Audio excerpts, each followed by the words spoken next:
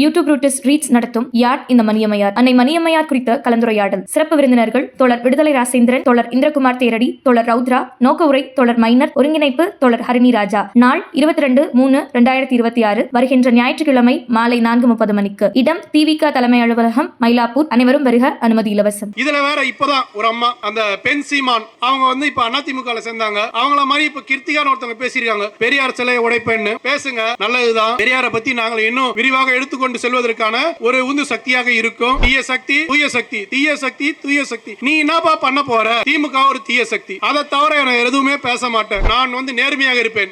அரசியல் நீ மேடையில பேசுற மாதிரி இங்க பேசாத. உங்களுக்கு கேட்டிருக்கிறது நாளே கேள்வி. உன் தொகுதிக்கு நீ என்ன பண்ண போற தெரியல. கடைசி வரைக்கும் கொம்பு சுத்திட்டே போறாரு. ஏன்னா தெரியல. நான் வடிவேல சொல்றேன், வச்சுக்கிட்டு இருந்தா வஞ்சனை பண்றதுக்கு எதுவுமே இல்லையா எங்க கிட்ட. அமெரிக்காவும் இஸ்ரேலும் இந்த போரை தூண்டியது. ஆனா இப்ப நம்ம பிரதமர் யாரை கண்டிக்கிறாரு? ஈரானை கண்டிக்கிறாரு. ஏண்டா முதல்ல 164 பச்சிளம் குழந்தைகளை கொன்று குவித்த மா பாவிகளான நெத்தன்யாவையும் ட்ரம்பையும் நீ ஒரு நாள்ல கண்டிச்சிருக்கியா? ஒரே ஒரு கண்டிப்பு இருந்ததா உங்ககிட்ட? 164 குழந்தைகள் அப்ப உயிர் இல்லையா? அது அன்புமணி அவர் கேக்குறாரு, ஸ்டாலின் அவர்களே இந்த கேஸுக்கு நீங்க என்ன பண்ண போறீங்க? ஏன்பா கொஞ்சம் கூட நான் யோசிக்கவே மாட்டியா? பிஜேபி கூட போயிட்டா இப்படிதான் பேசுவீங்களா? என்ன இது? எப்படி ஒரு மாநில அரசுக்கான என்ன செய்ய முடியும்? என்ன அதிகாரம் இருக்கு? சிறந்த ஆட்சியை நிர்வகித்துக் கொண்டிருப்பவர் நம்ம முத்துவேல் கருணாநிதி ஸ்டாலின். குறைகள் சொல்லலாம், இதெல்லாம் சிலதெல்லாம் இருக்குன்னு. ஆனால் அதையும் அவர் இப்ப சொல்லிருக்கிறது என்னன்னா, இந்த குறைகளையும் வருகின்ற ஆட்சியிலே 2.0 மிக சிறந்த முறையில் அதை சீர்படுத்துவார் என்ற நம்பிக்கையோடு திமுகவிற்கு வாக்களிக்கும்படி இந்த பகுதி மக்களை அன்புடன் கேட்டுக்கொள்கிறேன். இப்போ இதெல்லாம் சொன்னது காரணம் என்னன்னா, இந்த யாரெல்லாம் ஏற்பாடு பண்ணியிருக்காங்க, இதெல்லாம் செஞ்சிருக்காங்க அப்படின்னு சொல்றது ஒரு திராவிட இயக்கத்தினுடைய மரபு. ஏன்னா இந்த கூட்டத்துக்கு யார் கஷ்டப்பட்டா, யாரெல்லாம் செஞ்சிருக்காங்க. இன்னும் ஒரு படி மேலே போனால் முன்னாடிலாம் இருக்கும், துண்டு போடுவாங்க. நீங்கள் பழைய எம்ஜிஆர் படம் பார்த்தீங்கன்னா தெரியும். எம்ஜிஆர் அன்பேவா படம்லாம் நிறைய பேர் பழைய படம் பார்த்தீங்கன்னா தெரியும். உங்களுக்கு எம்ஜிஆர் நல்லா டிப்டாப்பாக பேண்ட் ஷர்ட்லாம் போட்டிருப்பாரு. ஆனால் மேலே துண்டு போட்டிருப்பாரு. ஏன் அந்த துண்டு போட்டிருக்காரு அப்படின்னு இப்போ இருக்கவங்களுக்கு தெரியாது. ஆனால் துண்டுன்றது ஒரு கௌரவம், ஒரு நாகரிகம். ஏன்னா நீ கீழ் சாதிக்கார, நீ துண்டு போடக்கூடாது அப்படின்னு சொல்லும்போது துண்டு போடுவதை எல்லோருக்கும் வழக்கப்படுத்தியது. எல்லாருக்கும் துண்டு போடுவாங்க. திமுக கூட்டத்தில் எல்லா இடத்துலையும் 58வது வட்டம், 60வது வட்டம், 114வது வட்டம் இப்படி சொல்லி ஒவ்வொருவரும் எல்லாருக்குமே துண்டு போடுவாங்க. அதே மாதிரி மாற்றி இவர்களுக்கு துண்டு போடுவாங்க. ஏன்னா எல்லாருமே சமம் அப்படின்னு சொல்றதுக்காக துண்டு போட்டு எல்லோரையும் சமமாக நடத்திய இயக்கம் திராவிடர் இயக்கம். இதுதான் முதல்ல சொல்றது. சரி, இப்போ நம்ம தேர்தல் நேரத்தில் வந்துட்டனால தேர்தலை நோக்கி போகிறதுக்கு முன்னாடி ஒரு முக்கியமான ஒரு விஷயம் பார்க்கணும். இன்னைக்கு தான் இப்போ சமீபத்தில் வந்த செய்தி என்னன்னா, டீசல் விலை 22 ரூபா ஏறப்போகுது அப்படின்ற மாதிரியா ஒரு சூசகமான. ஏன்னா எண்ணெய் நிறுவனங்கள் அடுத்த வர டீசலுக்கு 22 ரூபா ஏறும்ன்ற மாதிரியா ஒரு கணிப்பு சொல்லியிருக்காங்க. இப்போ என்னை விட இங்கே இருக்க எல்லாருக்கும் யாருக்குமே தெரியாதவங்களுக்கு டீசல் விலை ஏறிச்சுன்னா என்ன ஆகும்? டீசல் இல்லாமல் எல்லா வாகனங்களும் பெரும்பாலான இயங்குகிற நம்மளுக்கு வர்ற காய்கறியிலேருந்து எல்லா பொருட்களும் பெரும்பாலும் வர்ற வாகனங்கள் எரிபொருள் டீசல். அப்போ டீசலில் விலை ஏறிச்சுன்னா என்ன பண்ணுவாங்க? ஒன்றோட இன்னொன்று தொடர்பு இருக்குதா இல்லையா? எல்லாமே விலை ஏறும். இப்போ கூட நான் எங்களுக்கு முன்னாடி தோழர் சொல்லிட்டு போனார். என்னன்னா, நீங்கள் இப்போ கூட முன்ன சொல்லுவாங்க மாஸ்கோவில், அது இப்போ பழமொழி சொல்லலை, அவர் கரெக்டாக சொல்லணும். மாஸ்கோவில் மழை பெஞ்சா மதுரையில் கொடை பிடிப்பாருங்கன்னுவாங்க. ஏன்னா அது கம்யூனிஸ்டுக்காக, இது கம்யூனிஸ்ட் இல்லை. ஒவ்வொரு நாட்டில் உலகத்தில் உள்ள ஒரு மூலையில் நடக்கிற நிகழ்வு இன்னொரு மூலைக்கு அது எதிரொலிக்கும். இப்போ எதிரொலிக்குதான்னு கேட்குறீங்களா? இருக்கு. ஏன்னா நம்ம எஜிப்ட் அது பக்கத்தில் ஒரு இடத்துல எரிமலை வெடிச்சுது.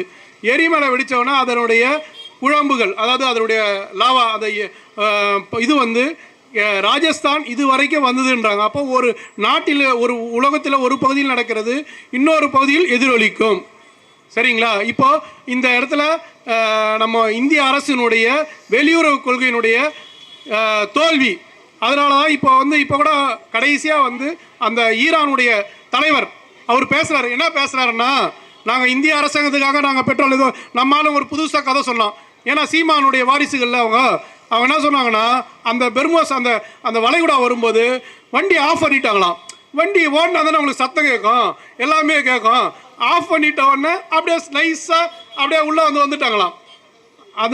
அதெல்லாம் அவங்க பார்க்காமலாம் கிடையாது. அவங்க ஒரே வார்த்தை சொன்னாங்க, இந்தியர்கள் இந்திய அரசாங்கம் எங்களுக்கு இல்லாமல் இருக்கலாம், இந்தியர்கள் எங்களை ஆதரிக்கிறார்கள், எங்களுக்காக அவர்கள் கண்ணீர் சிந்தினார்கள். அதற்காக இந்த முதல் 2 கப்பல் வந்துச்சு பாருங்க, அவங்களுக்கு தெரியாமலாம் வரல, அவங்களுக்கு தெரிஞ்சுதான் அனுப்பிச்சாங்க. இப்போவும் அமெரிக்காவும் இஸ்ரேலும் இந்த போரை தூண்டியது. ஆனால் இப்போ நம்ம பிரதமர் யாரை கண்டிக்கிறாரு? ஈரானை கண்டிக்கிறாரு.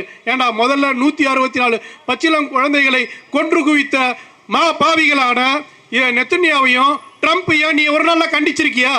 ஒரே ஒரு கண்டிப்பு இருந்ததா உங்ககிட்ட? 164 குழந்தைகள் அப்போ உயிர் இல்லையா? அது பள்ளிகள் மேலே சர்வதேச சட்டம் சொல்லுது, சர்வதேச சட்டம் சொல்லுது பள்ளிகள் மேலே குண்டு போடக்கூடாதுன்னு சொல்லிட்டு. ஆனால் அந்த சர்வதேச சட்டங்களை எல்லாம் காலில் தூக்கி போட்டுவிட்டு 164 குழந்தைகள் அவங்க கொள்ற கணக்கு பிரகாரம் அந்த கொலைகார பாவிகளுக்கு நீங்க எதனா ஒரு இந்திய அரசாங்கத்தின் சார்பாக ஒரு கண்டனம், இன்னொரு நாட்டு மேல குண்டு போறதுக்கு உங்களுக்கு யாரா உரிமை கொடுத்தது? கேட்டாரா மோடி? இவர் தான் இங்க அதிமுகவுடைய 2 பேர் ஒன்று சேர்ந்திருக்காங்க. சரி, இப்போ நம்ம தமிழ்நாட்டு சூழ்நிலைக்கு வருவோம். தமிழ்நாட்டு சூழ்நிலையில் நாங்கள் எப்போ பாரு நீங்கள் உலகத்தை பார் அந்த பார் நீங்கள், ஏன்னா டீசல் நம்ம இப்போ பாதிக்கப்பட போகிறோம். கேஸுக்கு நம்ம ஏற்கனவே வந்து 15 நாள் கொடுத்தோம், இப்போ 45 நாள் கொடுத்துட்டோம். சென்னை இப்போ நெருக்கமான இடம், கிராமமாக இருந்தாலும் பரவாயில்ல, அடுப்பு வைக்க முடியுமா? வச்சாங்கன்னா வாடகை வீட்டில் இருக்கவங்க ஒத்துக்குவாங்களா? இது நம்மளுக்கு எல்லாருக்கும் தெரிஞ்ச ஒரு விஷயம். ஆனால் இன்னைக்கு கேஸ் இன்னைக்கு எவ்வளோ மிகப்பெரிய பிரச்சனையாக போகுதுன்றது இன்னும் வர ஒரு 10-15 நாளுக்கு நம்மளுக்கு தெரிய வரும். சரிங்களா? இப்போ நம்ம தமிழ்நாட்டு தேர்தல் பக்கம் வந்தால் இப்போ நம்ம திமுகவை ஆதரிக்கிறோம். திமுகவை ஆதரிக்கிறத ஒரு பக்கம் தள்ளி வைங்க, திமுகன்ற கட்சி இல்லை இப்படி வச்சுக்கங்க. இப்போ நாம் முன்னாடி இருக்கிறது 4 ஆப்ஷன், சூஸ் த பெஸ்ட் ஆன்சர்னு சொல்லுவாங்க. நம்ம பசங்க பள்ளிக்கூடம் படிக்கிற பசங்களாம் எதை 4இல் 1 தேர்ந்தெடு, அவ்வளோதான். அவங்ககிட்ட புதுசாக ஒன்றும் செய்ய முடியாது. அப்போ இப்போ நம்மக்கிட்ட முன்னாடி இருக்கிறது 4 ஆப்ஷன். ஏன்னா 4 ஒன்று தாவேகா விஜய், இன்னொன்று நாம் தமிழர் சீமான், அடுத்தது அதிமுக மோடி, அடுத்தது திமுக. இப்போ நம்ம வரிசைப்படி கீழே இருந்து மேலே போவோம். கடைசியாக வந்தது தாவேகா, தமிழக வெற்றி கழகம். சரி, தமிழக வெற்றி கழகத்தினுடைய என்னன்னு பார்ப்போம். நான் எதுக்கும் வாய் திறக்க மாட்டேன், எதுக்கும் கம்புன்னு இருக்கணும், சும்மா இருக்கணும், அவ்வளோதான். அவர் வந்து இன்னைக்கு நடக்கிற நடப்பில் வந்து ஒன்றிய அரசை கண்டித்து ஒரு வாய் கூட நான் திறக்கவே மாட்டேன். ஆனால் மாநில அரசில் ஒரு சின்ன பிரச்சனை வந்தாலும், ஒரு குண்டூசி விழுந்தாலும் அப்படியே துள்ளி குதிப்பேன். இதே தான் இந்த விஷயத்தை எதனா ஒரு இப்போ மாநில அரசுக்கு அதிகமான அதிகாரமா, ஒன்றிய அரசுக்கு அதிகமான அதிகாரமா? இப்போ இந்த கேஸ் விலை உயர்வு இதெல்லாம் வந்து அன்புமணி உலக வரலாற்று அரசியலையும் எப்போவுமே ஸ்டாலினை என்னோட வாருங்கள், நான் சண்டை போடுகிறேன், என்னோட விவாதிக்க தயாரா என்று சொல்கிற நம்ம சமூக நீதி காவலருடைய மகன் அன்புமணி அவர் வந்து கேட்குறாரு, உதயநிதி வந்து ஸ்டாலின் அவர்களே இந்த கேஸுக்கு நீங்கள் என்ன பண்ண போறீங்கிற. ஏன்பா கொஞ்சம் கூட நான் யோசிக்கவே மாட்டியா? பிஜேபி கூட போயிட்டா இப்படி தான் பேசுவீங்களா? என்ன இது? எப்படி வந்து ஒரு மாநில அரசுக்கான என்ன செய்ய முடியும்? என்ன அதிகாரம் இருக்குது? நீங்கள் வேணால் சீமான் வேணால் கொம்பு சுற்றலாம், அவர் எப்போவுமே கொம்பு சுற்றுறவர் தான். ஏன்னா நெய்தல் படை வச்சிருவார். இப்போ கூட வந்து 5 தலைநகரம், ஒரு தலைநகரம் உருவாக்குறதுக்கு எவ்வளோ செலவாகும்னு சொல்லிட்டு சந்திரபாபு நாயுடு கிட்ட போய் கேட்க சொல்லுங்கள். ஒரு மாநில தலைநகரம் உருவாக்குறது சாதாரண விஷயமா? ஒரு சின்ன விஷயம் சொல்லிடுறேன். முன்னாடி வந்து சென்னை மெட்ராஸ் 2 இருந்தது, பேர் 2 தான், ஒன்றுமே இல்லை. மெட்ராஸ்னு போட்டிருக்கோம், சென்னைன்னு போட்டிருக்கோம். தமிழில் சென்னை, ஆங்கிலத்தில் மெட்ராஸ். இந்த சென்னையின் தமிழ்லையும் ஆங்கிலத்திலும் சென்னைன்னு வர்றதுக்கு எவ்வளோ செலவாச்சுன்றத அரசு நிறுவனங்களை வேலை செய்கிறவங்களுக்கு தெரியும். சரி, இப்போ இது அப்படியே வந்துடும், எதையும் கேட்க மாட்டேன். இங்கே இன்னொன்று எப்போ பாரு தீய சக்தி தூய சக்தி, தீய சக்தி தூய சக்தி. நீ என்னப்பா பண்ண போகிற? திமுக ஒரு தீய சக்தி, அதை தவிர நான் எதுவுமே பேச மாட்டேன். களத்தில் என்னப்பா வேலை செய்ய போகிற? ஒன்றும் இல்லை, திருவள்ளூர் மாவட்டத்தில் ஒரு தனியார் சேனல் நிகழ்ச்சி, அதில் வந்து 4 பேர் நிற்க வைக்கிறாங்க வேட்பாளர். அந்த மாவட்டத்தில் அந்த பகுதியினுடைய ஒவ்வொரு கேட்குறாங்க, அதிமுக கேட்குறாங்க நீங்கள் என்ன பண்ண போகிறீங்க, திமுக கேட்குறாங்க நீங்கள் என்ன பண்ணுவீங்க இந்த தொகுதிக்கு. இந்த தொகுதியை பற்றி நான் தெரிஞ்சாதானே நான் சொல்ல முடியும். நம்ம தாவேக்காக கூப்பிட்றாங்க, நான் வந்து நேர்மையாக இருப்பேன். அரசியல் நீ மேடையில் பேசுகிற மாதிரி இங்கே பேசாத, உங்களுக்கு கேட்டிருக்கிறது 4 கேள்வி. இவன் தொகுதிக்கு நீ என்ன பண்ண போகிற தெரியல. கடைசி வரைக்கும் கொம்பு சுற்றிட்டே போகிறாரு நம்ம தாவேக்கா. ஏன்னா தெரியல, நான் வடிவேல சொல்லணும், வச்சுக்கிட்டு இருந்தால் வஞ்சனை பண்ணுறதுக்கு எதுவுமே இல்லையா எங்ககிட்ட, இருந்தால் தானே நான் உங்ககிட்ட சொல்ல முடியும். இதுதான் தாவேக்கா. விஜய் வந்து எதையுமே பேச மாட்டார். சரி, இப்போ அவர் கடைசியாக பெண்களுக்காக பேசுகிறார். அது பேசுனதுன்னா அப்படியே திமுகவுடைய ஜெராக்ஸ் காப்பி எடுத்து பேசிட்டார். இதில் கொடுமையான விஷயத்த மறுபடியும் இங்கே வந்து சொல்ல வேண்டியும். ஏன்னா இந்த அம்மா வந்து புரட்சி தலைவி பொன்மலை அவங்க வந்து சொன்னாங்க தாலிக்கு தங்கம். அது வந்து மட்டமான அப்பட்டமான அது வந்து பிழையான திட்டம். ஏன்னா கலைஞர் எடுத்துகிட்டு வந்தது என்னன்னா அது வந்து 8வது அதையும் சொல்லி ஆகணும். 8வது மேல் படித்த பெண்களுக்கு திருமண உதவி திட்டம். திருமணம் ஏன்னா என்னன்னா பள்ளிக்கூடமே அனுப்ப மாட்டான். பொண்ணு வந்து வயசுக்கு வந்துச்சா ஸ்கூல்ல இருந்து நிறுத்து, உடனே கல்யாணம் பண்ணி வச்சிரு அப்படின்னு சொல்லுவாங்க. அப்போ கலைஞர் பெண்களை படிக்க வைக்கணும். அப்போ அதுக்காக என்ன யோசிச்சார்? யோசித்தோட 8வது படிக்க வைக்கணும். 8வது படிச்சிங்கன்னா உங்களுக்கு பெண்கள் குழந்தைகளுக்கு அரசு உதவித்தொகை தரும். அது வந்து யாராக இருந்தாலும் சரி அப்படின்னு அரசாங்கம் ஒரு திட்டம் போட்டுது. ஏன்னா இந்த அரசு ஊழியர்கள்லாம் பற்றி மிகப்பெரிய மேதாவிகள், அவங்கள மாதிரி சட்டம் எதுவுமே பேச முடியாது. அப்படி ஒரு இந்த சட்டம் வந்த உடனே ஒரு பிரச்சனை அவர்கிட்ட போச்சு. கலைஞர்கிட்ட பிரச்சனை போன உடனே ஒரு வந்தாங்க. 10வது படிச்சிருக்கு அந்த பொண்ணுக்கு திருமண உதவி திட்டத்துக்கு போகிறாங்க. உடனே அந்த தாசில்தார், ஏன்னா தாசில்தார் மாதிரியா சட்டம் பேச முடியாது. அவர் என்ன சொல்லி அந்த அம்மாவுடைய அந்த பெண் குழந்தையுடைய இது ரிஜெக்ட் பண்ணிட்டார். ஏமா ரிஜெக்ட் பண்ணிட்டீங்கன்னு கேட்டால் 8வது படித்திருந்தால் வந்து திருமண உதவி, அந்த அம்மா 10வது படிச்சுட்டாங்க, இதனால் நான் திருமண உதவி கொடுக்க முடியாது. சட்டப்படி அது சரி. ஆனால் கலைஞர் எதற்காக அந்த சட்டத்தை எடுத்து வந்தார்? பொம்பளை பசங்க படிக்கணும்.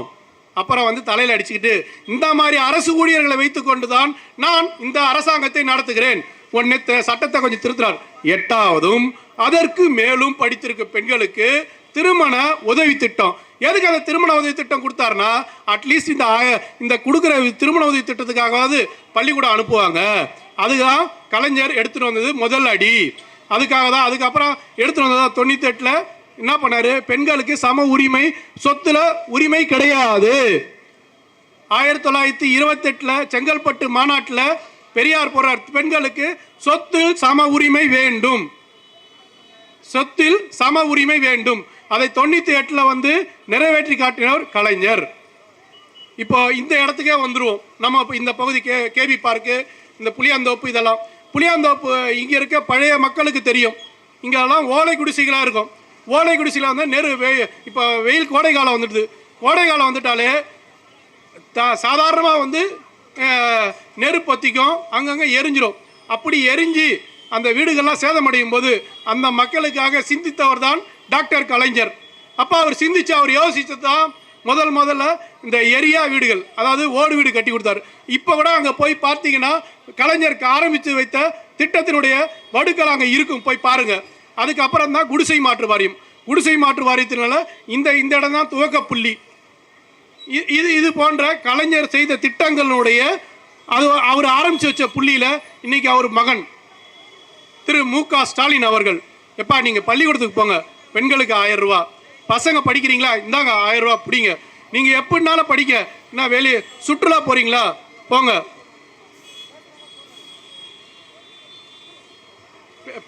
படிக்கிறீங்களா வாங்க படிங்க. எனக்கு வந்து எப்பாடுபட்ட நீங்கள் இதை வந்து காமராஜரோட ஒப்பிட்டு பார்க்க வேண்டும். காமராஜர் மதிய உணவு திட்டத்தை விரிவுபடுத்தும் போது அரசாங்க அதிகாரிகள் என்ன சொன்னாங்கன்னா, ஐயா நிதி இல்லைன்னாங்க. அப்போ கர்ம வீரர் காமராஜர் சொன்னார், நான் என் குழந்தைங்களுக்காக பிச்சை எடுப்பேன், ரோடாக போயிட்டு கையாந்துவேன், ஆனால் என் குழந்தைங்களை படிக்க வைப்பேன். அப்போ மதிய உணவு திட்டத்தை எடுத்து வந்தார். அதனுடைய விரிவாக்கமாக நம்முடைய முத்தமிழ் உடைய மகனார் மு.க. ஸ்டாலின், முத்துவேல் கருணாநிதி ஸ்டாலின், அவர் வந்து என்ன பண்ணார்? காலை உணவு திட்டத்தை விரிவுபடுத்துறார். இவங்க என்ன பண்ணாங்க? RSS கிட்ட கொடுத்தாங்க. யாரு? நம்ம அதிமுக. அதை அப்படி இல்லாமல் இப்போ வந்து சென்னையில் மட்டுமே ஆரம்பித்த இந்த திட்டமானது தமிழ்நாடு முழுக்க விரிவுபடுத்தப்படுது. இதை வந்து தினமலர்னு ஒரு பத்திரிக்கை அவன் எழுதுறான். ஏன்னா நம்ம பசங்க சாப்பிட்டா பிடிக்காதுல்ல அவனுக்கு, அவன் எழுதுறான் 2 வேளை உணவு கக்கூஸ் ரொம்புதுன்னு எழுதுறான். ஏன்டா அவங்க ஆராய்ச்சி இப்படி தான் இருக்குமா? ஏன்டா எங்கள் பசங்க சாப்பிட்டா உங்களுக்கு பிடிக்காதா? ஏன் சாப்பிடவே கூடாதா? நீ வண்டி தான் சாப்பிட்ணுமா, உனக்கு மட்டும்தான் கொடுக்கணுமா, EVSன்னு வாங்கிக்கிற, ஏன் எங்கள் பசங்க சாப்பிடக்கூடாதா? எங்கள் பசங்களுக்கு 1000 ரூபா கொடுக்கக்கூடாதா? இதில் வேற இப்போ தான் ஒரு அம்மா, அந்த பெண் சீமான், அவங்க வந்து இப்போ அதிமுகவில் சேர்ந்தாங்க. அவங்கள மாதிரி இப்போ கிருத்திகான்னு ஒருத்தவங்க பேசியிருக்காங்க, பெரியார் சிலையை உடைப்பேன்னு. பேசுங்க, நல்லதுதான். பெரியாரை பற்றி நாங்கள் இன்னும் விரிவாக எடுத்துக்கொண்டு செல்வதற்கான ஒரு உந்து சக்தியாக இருக்கும். நீங்கள் இப்படியே பேசுங்க. ஏன்னா பார்ப்பன கடப்பரை இப்போ வந்து கடைசியாக சீமான் வந்து பேசியிருக்கார். ஜாதி பேர் போட்டுக்கிறதுலாம் என்ன தப்புன்னு கேட்குறாரு. இதுதான் சீமான். இப்போ ரெண்டாவது கட்சி சீமானுடைய யோகிதை என்னன்னு தெரியுது. 5 தலைமுறைகம் எதெல்லாம் நடத்த முடியாதோ, எது சாத்தியம் இல்லையோ, எதெல்லாம் முடியாதோ அதெல்லாம் செய்வேன். எப்படி? சரி, இந்தியாவுக்கும் இலங்கை தமிழர்களுக்கு இங்கே நம்ம தமிழக மீனவர்கள் பாதிக்கப்படுறாங்க. பாதிக்கப்படும் போது என்ன பண்ணோம்? நான் நெய்தல் படை வைப்பேன், குண்டு கொடுப்பேன், போடுவேன். எப்பா நீ முதலமைச்சராக என்ன பண்ணுவேன்? முதலமைச்சருக்கு என்னப்பா அதிகாரம்? முதலமைச்சர் எவ்வளோ தூரத்துக்கு செய்ய முடியும்? முதலமைச்சர் தனியாக கப்பல் படை தனியாக வைக்க முடியுமா? அப்புறம் சொல்கிறார், நான் கடிதம் எழுதுவேன். நீ கடிதம் தான் எழுதணும். யார் முதலமைச்சர் ஆனாலும் அந்த புரோட்டோகால் சொல்லுவாங்க, அந்த விதிமுறை, அந்த விதிமுறைக்கு உட்பட்டு தான் நீங்கள் வேலை செய்யணும். நான் உடனே வந்து இதை பூட்டு போட்டுருவேன், நான் ஜிஎஸ்டி கட்ட மாட்டேன், என்ன வேணால் சொல்கிறதுனா இங்கே வந்து கொம்பு சுற்றிக்கிட்டே இருக்கிறது தான் நாம் தமிழருடைய சீமானுடைய வேலை. இவரை ஆதரிக்க முடியுமா? அப்போது தாவேக்காவே ஆதரிக்க முடியாது, நாம் தமிழ ஆதரிக்க முடியாது. இருக்கிறது திமுக, அண்ணா திமுக. திமுகவுடைய கூட்டணி எப்போவுமே மதச்சார்பற்ற கூட்டணி. சரி, இந்த பக்கம் வரும் பிஜேபி. நம்ம சொன்னது என்னென்னலாம் செஞ்சதுன்னு சொல்கிறோம். இப்போ கூட பார்த்தீங்கன்னா அந்த தமிழ் பண்ணுறாங்க, இந்தியை வந்து தமிழ் எழுதி வச்சுருக்கான். ஏன்னா எங்களுக்கு தமிழே சரியாக புரியாதுன்ற மாதிரி இருக்கும்போது நீ வந்து இந்திய தமிழ் எழுதி வச்சுருக்க, எங்கே பார் இந்தி திணிப்பு. இப்போ கூட நம்ம தோழர்கள் வந்து அந்த பாட்டு பாடும்போது சொன்னாங்க, மும்மொழி கொள்கையை தமிழ்நாடு ஏற்காது. எப்போ சொன்னார்? அண்ணா முதலமைச்சர் ஆகும்போது சொன்னார். மூன்று கொள்கைகளை சொன்னார், 3 திட்டங்கள். ஒன்று, தமிழ்நாடுக்கு தமிழ்நாடு என்று பெயர் வைத்தது. ரெண்டாவது, இந்த இந்து மத சட்ட பில்லில் வந்து மத திருமணத்தில் வந்து இந்து மத இது இல்லாமல் செய்யறதுக்கு 2வது பில்லு. 3வது இருமொழி கொள்கை. இந்த மூன்றும் இருக்கும் வரை இந்த தமிழ்நாட்டை அண்ணாதுரை தான் ஆள்கிறான். இந்த தமிழ்நாட்டை அண்ணாதுரை தான் ஆள்கிறான். அண்ணா திமுக பெயர் வச்சிருக்கிற, அண்ணாவின் பெயர் தாங்கி இருக்கிற அண்ணா திமுக இருமொழி கொள்கையை நாங்கள் உறுதியாக இருக்கிறோம். நாங்கள் பிஜேபி இதை நீங்கள் சொல்லக்கூடாது அப்படின்னு சொல்கிறதுக்கு திராணி இருக்கிறா. இப்போ கூட வரும். இப்போ இந்த பேச்சுவார்த்தை நடக்குது. இப்போ திமுகவில் பேச்சுவார்த்தை நடத்துகிறாங்க. எங்கே நடத்துகிறாங்க? அண்ணா அறிவாலயத்தில் நடத்துகிறாங்க. நீங்கள் கூட சொல்லலாம், ஏங்க காங்கிரஸ் ஆட்சியில் இருக்கும்போது இவங்க கூட குனிஞ்சாங்க அப்படி இப்படின்லாம் சொல்லலாம். சரி, அப்படியே நீங்கள் சொல்கிறது ஒரு வார்த்தை வச்சாலும் பேச்சுவார்த்தை எந்த இடத்துல நடந்தது? அண்ணா அறிவாலயத்தில் தான் நடந்தது, டெல்லியில் நடக்கலை. இப்போ எல்லாருமே டெல்லிக்கு போகிறாங்க. அதனால தான் இப்போ முத்துவேல் கருணாநிதி ஸ்டாலின் அவர்கள் என்ன சொன்னாருன்னா, நீங்கள் வந்து இது டெல்லிக்கும் தமிழ்நாட்டுக்கான போர், இது வந்து தத்துவார்த்தத்துக்கான ஒரு போர். ஏன்னா வந்து இனி நீங்கள் வந்து திமுகவில் எந்த அதிமுக ஆட்சி கொடுத்தீங்கன்னா அது வேற யாரும் இல்லை, நேரடியாக பிஜேபி கொடுத்தது தான் ஆட்சி. ஏன்னா இதுக்கு முன்னாடி ஆட்சியில் இருந்தபோது சொல்லலாம், நம்ம இவர் இருந்த ஆட்சியில் இருக்கும்போது தமிழ்நாடு அரசு பணிகளில் வந்து ஒரு திருத்தம் எடுத்துகிட்டு வந்தாங்க. எப்படின்னா, இப்போ தமிழ்நாட்டு வேலைகள் தமிழில் படிச்சிருக்கணும், தமிழ்நாட்டுகள் தான் முன்னுரிமை. ஆனால் அதை எடுத்துட்டு யார் வேணாலும் போட்டிடலாம். மின்சாரத்துறையில் கிட்டத்தட்ட நிறைய வடவர்கள் இந்த போஸ்டிங் வச்சு நிறைய பேர் வேலைக்கு வந்தாங்க. அதுக்கப்புறம் நம்ம வந்து முத்துவேல் கருணாநிதி ஸ்டாலின் இதை தடுத்து நிறுத்தினார். நம்மளுடைய ஆட்சி இந்த சிறப்பாக இப்போ கூட பார்த்தீங்கன்னா இவ்வளோ நெருக்கடியிலும், நிதி நெருக்கடி எல்லாவற்றிலும் சிறந்த ஆட்சியை நிர்வகித்து கொண்டிருப்பவர் நம்ம முத்துவேல் கருணாநிதி ஸ்டாலின். குறைகள் சொல்லலாம், சிலதெல்லாம் இருக்குன்னு. ஆனால் அதையும் அவர் வந்து இப்போ சொல்லியிருக்கிறது என்னன்னா, இந்த குறைகளையும் வருகின்ற ஆட்சியிலே 2.0 மிக சிறந்த முறையில் அதை சீர்படுத்துவார் என்ற நம்பிக்கையோடு திமுகவிற்கே வாக்களிக்கும்படி இந்த பகுதி மக்களை அன்புடன் கேட்டுக்கொள்கிறேன். நன்றி, வணக்கம்.